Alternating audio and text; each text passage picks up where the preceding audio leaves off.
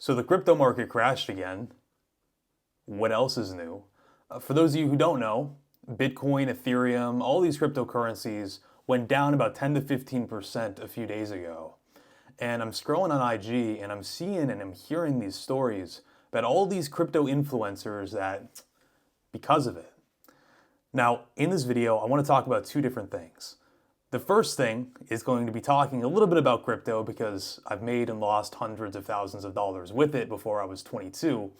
But the second thing, and the most important point of this video, is about building something real which does not involve imaginary numbers going down 15% in a single day. So let's talk about the first thing. Crypto has always been a game where you could get in very, very early and make a lot of money. For example, I invested in crypto back when it was, I think, $6,000, $7,000 back when I was 18. I won't talk about my full story about losing it all, but what I will say is that I've ridden that dragon before. I've gone up, I've watched my portfolio get from like 10,000 to 200,000 over the course of like 2 years, and it feels really, really, really good. And so I understand where all these crypto influencers are coming from, because if you did get in early and you did make all this money, especially on leverage, then what's going to happen is when you do take that unexpected 10, 15% dump, that's not like a mild thing. That's like potentially catastrophic for everything that you have. So I have a lot of sympathy for people that are dealing with that right now. I understand where you're coming from. I understand how catastrophic that could be. But I think it's important, and this is going to kind of bleed into my second opinion here, is that none of this is real. And what do I mean by none of this is real? What I mean by none of this is real is that essentially what we're doing in the crypto space is we're putting money down and we're betting with bigger leverage. That's basically what we're doing. And what that means for us is that you have to expect something like this to happen. And so again, I'm not blaming anyone who's going through a really tough time right now. I get it. I went through it. I understand.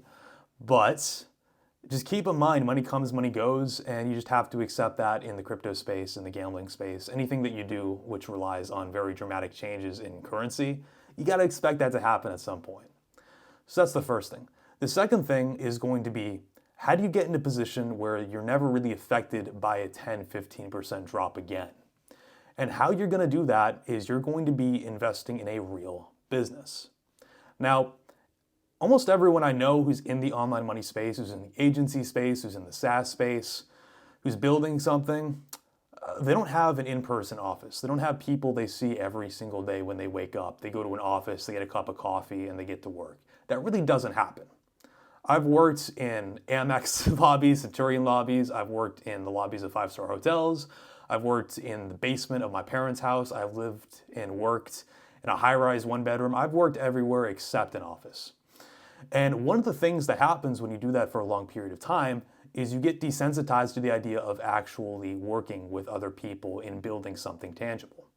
For example, if you're a crypto guy, what you're used to doing is you're used to sitting on a laptop and judging how the numbers are going to go up or down. But if you really stop and think about it, what actual contribution is that? What are we actually building? What's actually being generated from this effort? And if you really stop to think about it, not much. And so, for everyone I know, and myself included, by the way, one of the things that we really need to get better at is building something which is actually tangible and helping other people. That's why I love working with local service companies. These are real people. They usually have offices. They're out there actually doing things to help other people in communities. That's a real tangible benefit that you are doing as a business owner. You are helping someone else get something done.